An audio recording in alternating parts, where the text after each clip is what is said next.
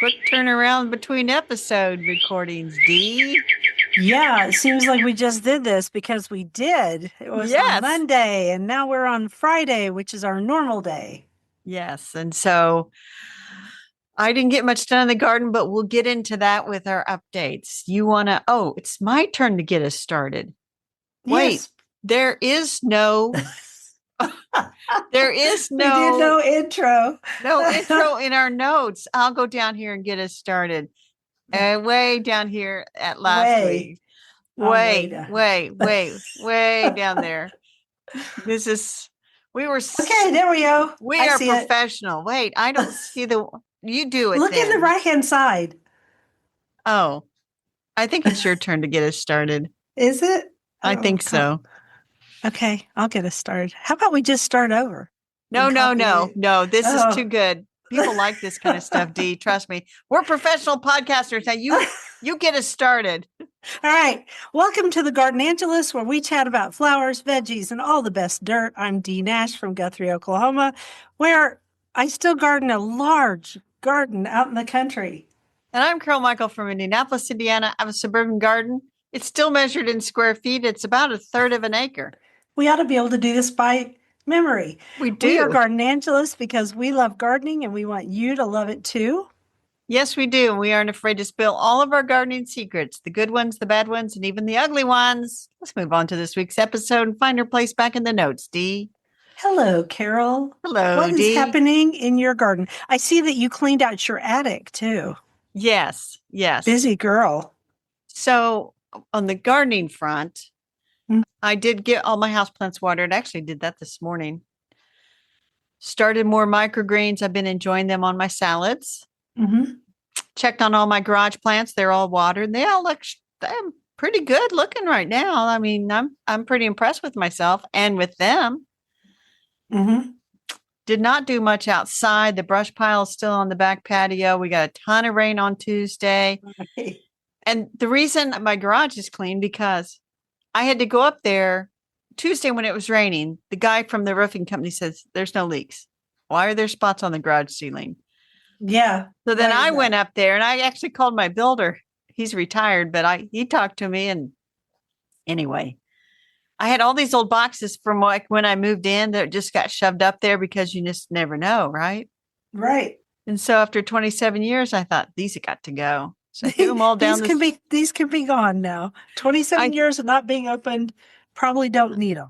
I threw them all down the steps. The stairs are out the opening. And then I actually sent them out with the trash on yesterday. And they took them because I went out there and said, will you take these? Mm-hmm. Because a lot of times it's not in the bin. They're not taking it. It's like, please take these. He helped me. And they did because you asked them. Yes. So nice. How about your garden? I bet you had a big week. No. No, you didn't. No. I watered plants in the greenhouse and I watered plants inside. And we had a ton of rain on Thursday, which was the day I was going to clean out that garden. And I know I said it was Monday, but we had to go to some doctor's appointments for Bill. So nothing on Monday. And so we did it on Thursday. And then we were going to do it on Thursday. But then, of course, the rain happened. And let's see. I'm thinking about amaryllis. I thought I ordered some, but I'm not sure if I did. So I probably need to go do that. Speaking of amaryllis, the ones I bought at Costco got the wax ones. They have the little shoots that are starting to show. They're on my table in the kitchen. And I made a quick run to Costco today. And I might have accidentally bought another box of 3 of them. So I will gift those around. I need to run to Costco. That's my next. I will gift those around to people. That's nice of you. Yes. All right, let's play some favorites. So I couldn't think of anything that was my favorite, except that I really, really love the Adagio maiden grass that's in the side border, the walled border. But anytime I talk about Chinese maiden grass, 15 people come out and tell me that I should only plant native grasses. And I'm like, well, Chinese maiden grass isn't a problem in Oklahoma, in my part of the world. And Adagio has never, ever set seed anywhere, and it kind of stays. It's a smaller version. And it has that white stripe down the leaves, so it has a silvery look. Sure. And it's shorter. And I like it. And I get to like it, Carol. You do. Like it. And just like that, I thought, well, I listed something. I thought I am going to change my favorite. So my favorite's going to be the beautiful golden color of Ansonia out there in the garden. Oh I my have gosh, some, yeah. and it's when you look out there, it really kind of stands out. It's starting to fade, but it looks Amsonia. The reason I put up with that plant, which self-sows like I told you in my garden, if I don't cut off Yeah, it those doesn't seed in my heads, garden, but I understand it does in yours. Yeah. that beautiful, beautiful fall color is, I guess, worth it. It's extraordinary, and it blooms a lovely blue in the spring. It And I does. personally like the thread leaf better of the Amsonia. I've had both. I don't have the other one in. No, yeah. No, I don't. I don't have it anymore. It was part of what I removed. All right. Question of the week. When should I trim back my hydrangea, Carol? I get this one about every 5 minutes. Yes. And so, as you put on there, it does all depend. You need to know, does your hydrangea bloom on old wood or new wood? Mm-hmm. If it blooms on old wood, you leave that thing alone. Now, if you want to cut off the little flower heads at the very tips, you Mm-hmm. can do that. That bothers Yep. you. If it blooms on new wood, you can cut that baby right back. And oftentimes I do on the ones that bloom on new wood. I'll cut them way back, like the one by the fence, I've cut back considerably. Yeah, I cut them back too. So, And I don't have any I can't think of any I have that bloom on old wood right now. I think I I got have, rid of them all. yeah, I have one, but it's Because there's a almost, problem in Oklahoma. We get that late freeze, it'll mhm. be like super great outside and then suddenly it goes down to 20. And it used to kill those every year. I mean, Yep, the plant lives, but you don't get any blooms. And what is the point of a hydrangea plant, especially one of those that's a macrophylla, if you aren't doing one or the other?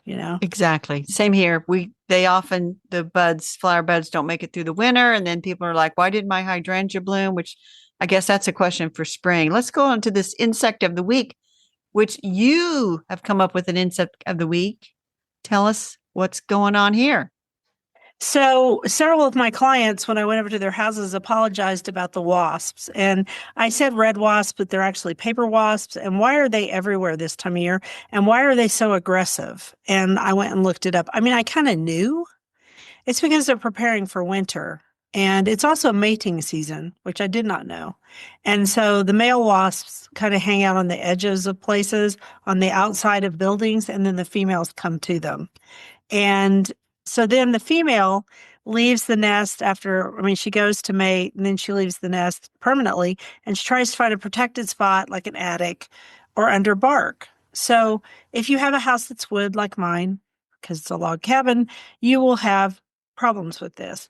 And so there sometimes also in this behavior, if they go to mate, the males stand in the center and a bunch of females gather around them. And I've actually seen that behavior before one time. And it's a little ferocious looking, frankly. Goodness gracious. So just kind of stay away from them because right now they're kind of hungry, just like honeybees would be. And they're territorial and there are fewer food sources and they don't have anything to do because they don't have any babies right now. So they're a Uh, little grouchy. So I don't drink sweet drinks in your garden and stay away from fallen fruit. I believe that is the correct thing to do. Yes. You only get You stung. want to you want to do the quote? You seem tired today, Carol. I'm not tired. I'm actually, I'm on my second cup of tea and this one's got caffeine in it. So I'm probably like, woo. Well, it might be because I've had a lot of coffee. Maybe that's what it is. You ready for the quote? I am. The more you practice the art of thankfulness, the more you have to be thankful for. And that is Norman Vincent Peale. And our young listeners are like, who the heck is that? He Go was a look it up. very, very influential preacher. Yes. And he wrote a lot of books. And Yes. his most famous one was The Power of Positive Thinking. I read Yes. it when I was a teenager. That's how far back this goes. I Nice. didn't move my We chair. have a new species name today, Dee, and you came up with it. Yes, because it's probably one of my favorite ones. It's Viridis, And Viridis means, green, so would it be my basically. favorite too? Probably so. Did you see that thing I sent you on Instagram about the favorite color is green? Oh, I'm wearing green today. Well, yes, I did. And I thought Dee doesn't like me and look at my stories because I had put that on my stories earlier in the day. Oh, I'm sorry. I haven't really looked at Instagram today except for to grab something It about was my rabbit hole. yesterday. Oh, I'm sorry. I'm sorry. I missed it. All right. So there are some plants that we have here that Viridis can be a species name, but also sometimes it is a name for, what am I trying to say? I have no Cultivar name. idea. Cultivar Cultivar. name. Okay. Because sometimes it's a cultivar name. So the first one I had never heard of. It's Mormon tea. It's Ephedra viridis. Ephedra. I looked it Yeah, up. It's a Western States plant. it is. And it has a lot of green on it, which is hence why, you know. The next one is Helleborus viridis, the green hellebore. And it is, we got the information from the RHS, but it's the green hellebore and it has green flowers and everything is green. Who has this in her garden? You do? I do. Now, Yep. I would say it's kind of sort of under some oak leaf hydrangeas, so it's not in a very showy spot. And I bought it because it has green flowers. And you would grow it just like you grow the Lenten rose or the Christmas rose, same deal. Or the But stinking hellebore, they're all grown the same way. yes, anyway, it has dark lime green single flowers in late Pretty. winter, early spring. Beautiful. I have And this then one. And then this is one of my favorite plants, and I have had it various times. And you can see it all over the roadsides in Oklahoma in the beginning of the year in the spring. And it's Asclepias viridis, which is known as green milkweed, green antelope horn milkweed, spider milkweed. And it is a forb that grows in a matrix. Yep. Oh, we sound so educated today. We do. We do. I'll tell you what though, I have never grown green milkweed. So I have in my upper pasture, but it yeah, grows here native. It's one of our native ones. I would guess it was one of your native, it's a prairie plant. So Yeah, I don't know that ever even had heard of it before we looked this up for the podcast. I'm learning so much new stuff, Dee. I know. I'm really glad we've started doing this series because it has made me go and learn some more new stuff. This one, you see it just dots the sides of the highway as you're driving in the spring Uh-huh. because that's when the monarchs come through on Oh, their way up. So it's specifically, it came around with the monarchs. You want to do the next one? Because I don't want to pronounce that word. it's Crataegus, Yeah. viridis, green hawthorn. Do you have that? I do not have a hawthorn. Mm-hmm. A hawthorn is a beautiful, beautiful flowering tree. Yep. And the one thing about it is it does have thorns. They have thorns. Yeah. Yeah. And so it kind of can be nasty to deal with, but there's no reason why you wouldn't put a hawthorn in your lawn or your garden, I mean. And they have a lot of fruiting. And so some people have hawthorns and they get the cedar waxwings come along and then they're just covered with cedar waxwings, birds that are eating all the fruit off of it.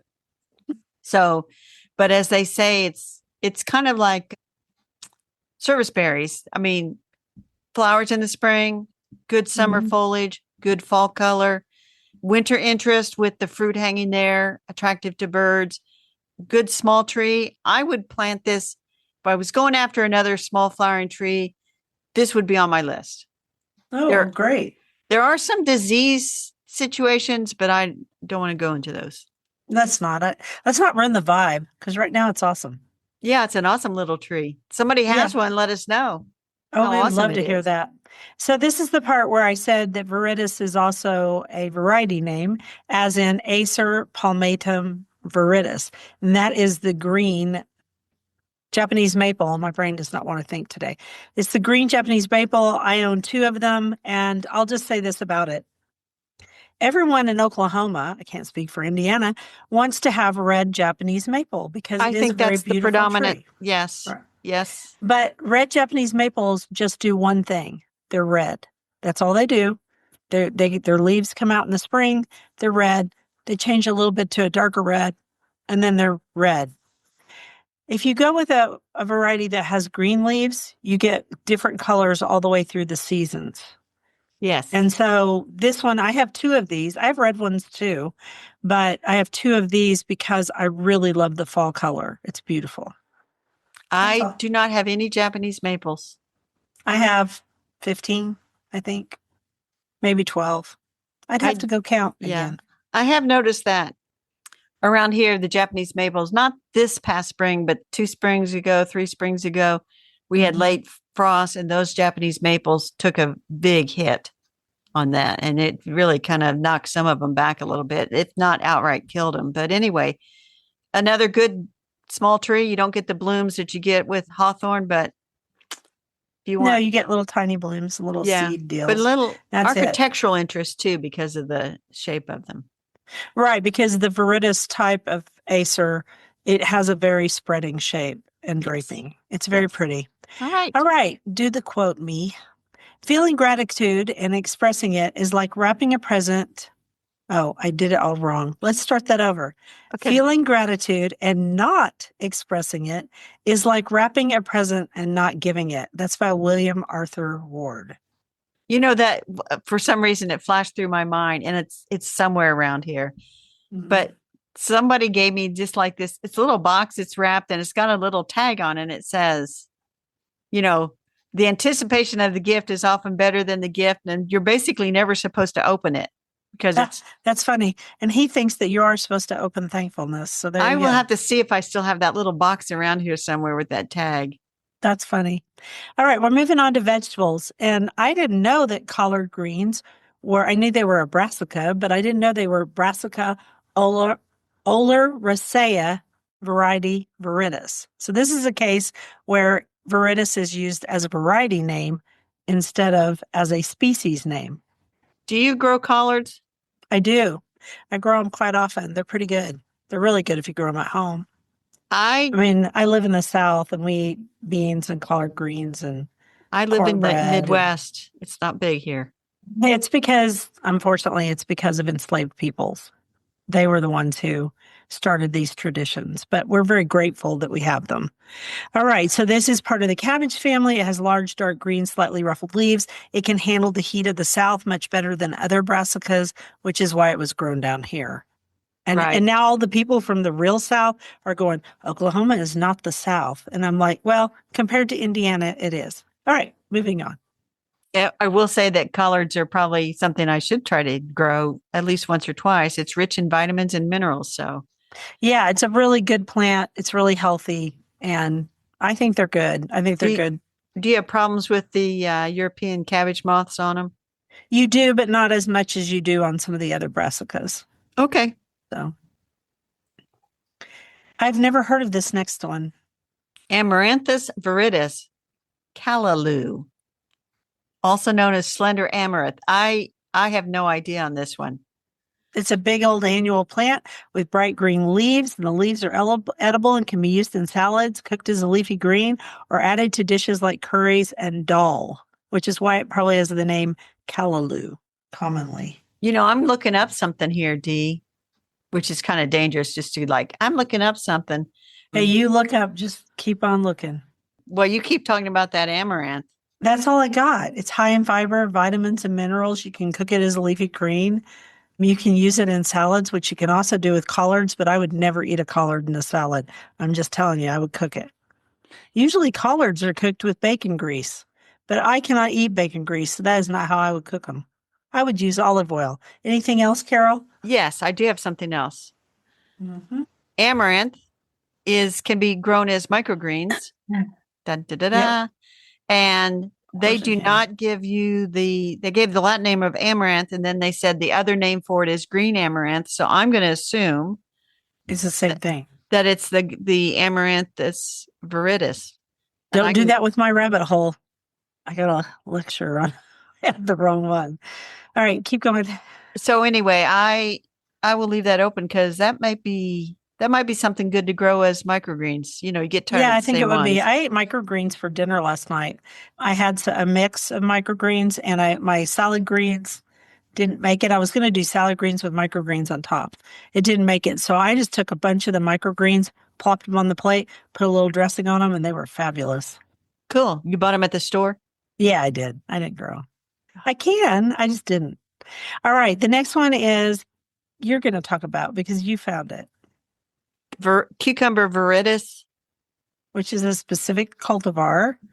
Yeah, it's called burpless tasty green cucumber. Huh. And it's basically just, burpless. It's just a green, it's a green cucumber that doesn't have as much of that I chemical found in it that makes people burp. Yeah, I think would you have put a did. link. Oh, well, we don't need a link. Okay. We don't need no stinking link.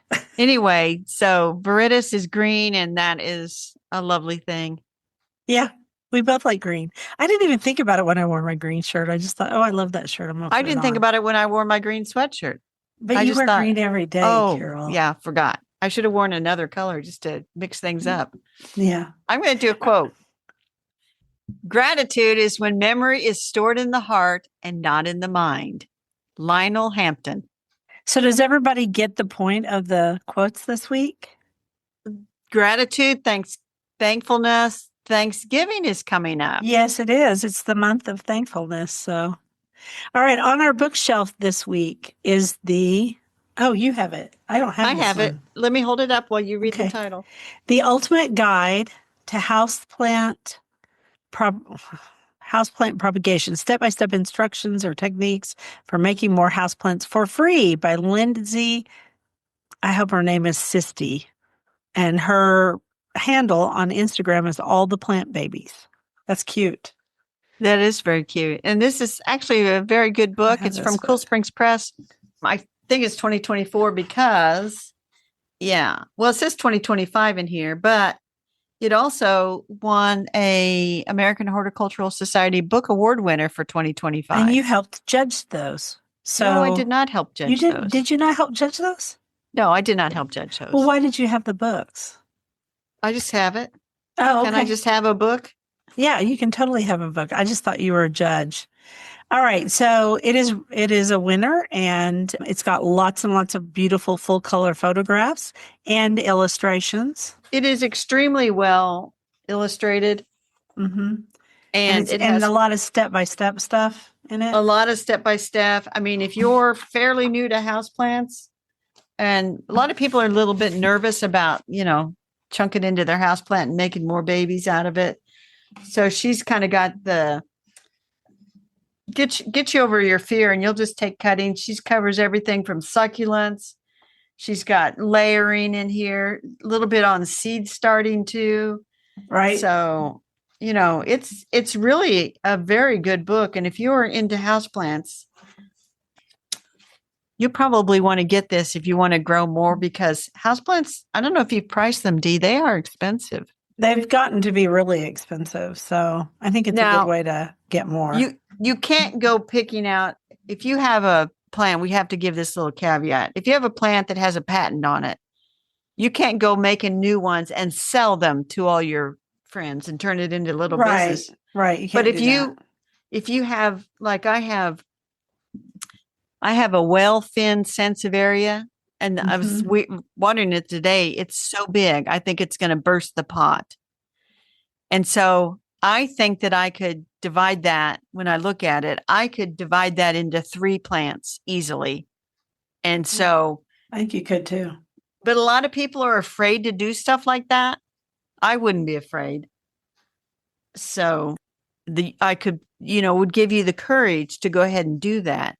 The other thing it covers in here is if you want your houseplants to set seed, it shows how to pollinate the plants. Oh, yeah. Because so that you can set seed and do seed growing. So, I mean, it's really, I think it's kind of like a very nice book. If somebody is new into houseplants or has gotten into houseplants and has quite a few of them and doesn't quite know what to do, I think that this would be a good book to get them. And it's kind of like, are houseplants the new gateway into outdoor gardening? Because once you master it with houseplants. Right. So anyway, it's a good book. And it's one we're happy to feature today. The Ultimate Guide to Houseplant Propagation, Step-by-Step Techniques for Making More Houseplants for Free by Lindsay Sisty. Guess who was the editor? Our friend Jessica Walliser. It's really, really well done. I wonder if her ears ever burn, because I doubt it. She probably doesn't even, I don't know. Do the next quote. Okie dokie. For me, every hour is grace, and I feel gratitude in my heart each time I can meet someone and look at his or her smile. And that's Eli Wiesel, or Wiesel, probably is how it's pronounced. And he was in a concentration camp, if I remember right. So, Yes. yeah, it was pretty cool. So, the dirt. Why do ginkgos lose all their leaves at once? Why do they, Dee? Mine did. They all do it. We have a really good Instagram video on it, and I think it's from either the Smithsonian or it's from someplace like that. And it explains the exact structure of the leaf and why it happens. And it has to do with the waxy coating on the leaves. And that waxy coating thins and it makes them all release at one time, is the short version of the answer. Yes, and I watched that Instagram video. It's at a college, and the interesting thing that she shows That's right. It is was New that Hampshire College, wasn't it? something like that. I But think she so. shows how they have like a little contest with the students to guess when the ginkgos will drop all their leaves. Right? And so what she said that little New waxy Hampshire. connection between the leaf and the stem, in most trees that sort of gradually goes away. So there's like, then they gradually lose their leaves. But she said in ginkgos, that process where that wax kind of dissolves takes place in a couple of hours, and then whoosh, all the leaves drop. Yeah, it's really cool. But it's So, really frustrating if you own a ginkgo and you're hoping for that moment and you look at it and then all of a sudden it goes whoosh and that's it. They're over with. or you don't look at it for a couple of days like I didn't. And And you then you go missed around the corner and it. it's like, whoosh, it's gone. I missed That it. would make me sad. I Oh, think I would go on ginkgo watch. It's just all fun to right, say ginkgo, isn't it? ginkgo. And then when I was in college and you would like how you remember to whether it's the K or the G Yeah. at the end, go with ginkgo is how you remember that. Ginkgo. Okay, so do another quote. Food is better in November than any other time of the year. Cynthia Rylant. Who is an amazing author, an amazing children's author. I have a bunch of her books from when my kids were little. Never heard of her, but Well, that's good. this is a really cute story. Claire, my youngest daughter, loved the Mr. Putter and Tabby series, which Carol, you've got to look it up. It's really sweet. There's like Mr. Putter and Tabby pour the tea, Mr. Putter and Tabby bake the cake. They're very sweet, fun books. And so she decided to write Cynthia Rylant a letter. And Cynthia Rylant wrote her back and gave her puppy stickers. Nice. It was really sweet. Okay, so can I do my route hole first? Yes, ma'am. So, I've been playing this game, and I have a friend who's from Bulgaria, and he is interested in plants too, and he's a doctor. Anyway, he said, "Do you know where rose oil comes from?" And I said, "Yeah, kind of your region, like that." And he was like, "No, Bulgaria is the main place it comes from. And it's a special rose." And I've linked to several things. There's a cool Instagram that he sent me of a guy who's from England who married a Bulgarian woman. And he talks about these roses. And it's Rosa Damascena. I hope I get that right. And which is the damask rose, but it's a specific damask rose. And apparently, interestingly enough, in Bulgaria, because of the conditions of the soil and the weather and the type of rose, they get the best rose oil. And it's harvested in the morning by hand. And then I think it is steam diffused. And so they bring it out and it's used in cosmetics, really high-end cosmetics, and it's used in perfumes. So isn't that interesting? Nice. It is interesting. And he was very specific this morning. He talked to me and he was very specific. He goes, "Don't mix it up with that other rose." And I was like, "Okay, I'll be good enough. Get it right." All right. So I have several links, and one is a link to that guy's Instagram because he's very interesting, and it's all in English, which is nice. Very nice. Very nice. I didn't What really about have. you? It's been 5 days. I didn't really have any rabbit holes. What? I finished reading stuff. I finished volume 3 of the Unselected Journals of Emma M. Lyon. I love that. They're funny. And then I also finished a mystery called The Killer Question by Janice Hallett. And I've read her books, all of her books. They're all epistolaries, which I love those. Yeah, I know. All of this is. so far. And I just, whenever she puts out a book, I get it from the library and I always read it. This one had some nice twisty turns. Nothing really related about gardening though. But anyway, and then I have been gathering a list of mysteries and books to read with Christmas time in them so that I could read those through the holidays. Okay, so I want you to kind of compile that because I want to read them too because I love mysteries with Christmas. Okay. As part of their. Well, I'll send you, or maybe we'll put it in the newsletter. I'll send you what I've got. Maybe we could do that. Okay, and then cool. we can go from there. But anyway, yeah, that's what I've done. I mean, I'll put them in the newsletter. You're doing the newsletter, yeah. Because last week you wrote it, which you did a really fine job. Thank you. Tell you, good job. So, do we want to talk about our garden commissions? This is kind of a short episode, I think. That's okay. It's the Thanksgiving week, so maybe there won't be. I guess people will be cooking turkeys and listening to us. Yeah, maybe. Yeah. Go ahead. Okay, my garden commission is I'm going to try to pot up a few amaryllis in my blue and white pots. But of course, I want the special ones that are double flowering and white, and I'm hoping that I ordered them. The end. And I'll just keep watering everything and keeping it all alive, keeping the fountains going. Because we tend to keep our fountains going in the winter for the birds and put in a heater. Okay. What about you? Well, this weekend, which will be past by the time this episode comes out, but it's supposed to be in the 50s. And then go cold. So I hope to put up the outdoor lights over the weekend. And then as we slide into the winter temperatures, I won't have to mess with it. Don't know if I'll get that brush pile taken care of. Probably not next week. I'll wait. And then the week after Thanksgiving, I'll call them. No update on the fence project. So I'm assuming at this point, it's the week after Thanksgiving, which is fine. And I have not heard back from that landscaper. I was trying to see if he would quote my paths. So I may need to find another person to give a quote to. And you just never know who's good anymore. Good and reasonable. I know. And who'll show up. Yeah, you had somebody come do it. Oh, anyway, that's it. How about we do not care? You go for it. Well, I wrote this one. We do not care if we put up Christmas lights before Thanksgiving. We will do it when the weather is decent and not when it is freezing cold out there. Amen, sister. Mine are up.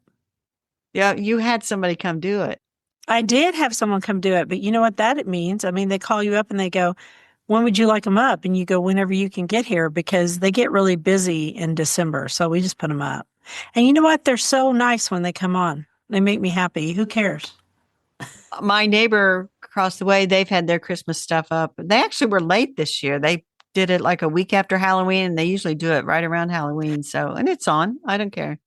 I mean, I don't put up my tree until the Feast of the Immaculate Conception, but I go ahead and put up my Christmas lights outside. And my friend, Father Novak came over for dinner the other night, and he walked up and he goes, "Oh, your Christmas lights are up," because we're supposed to celebrate Advent. Uh-huh. And I said, and he goes, "Please tell me you will not put up your tree until after Thanksgiving." And I said, "I can assure you I will not. I'm not going to do that." No. I mean, these people that like on November 1st have everything. No, that's crazy. It's just not me. But, you put up stuff when you can. All right, let's wrap this up, Carol. Thank you for listening to The Gardenangelist. We publish every week on Wednesdays at 12 a.m. Eastern Time. Be sure and follow us on Apple Podcasts. That helps us get noticed by others. If you subscribe to our Substack newsletter, you get a link to listen to the podcast a whole day early and links to products we discuss. Plus, go over to YouTube and see us in person. Full episodes show up on Tuesdays. So if you can't wait until Wednesday, you now have 2 ways to get episodes on Tuesdays. If you want to help support us, use our affiliate links. If you buy something after clicking through on them, we earn a small commission and it costs you nothing. Or you can set up a monthly subscription through Buzzsprout or make a one-time donation through PayPal. You also have the option of pledging your support on Substack. Thank you to everyone who has done so. It helps us pay for podcast hosting. It was lovely to chat with all of you over the Garden Gate. Bye until next week. Bye, everybody.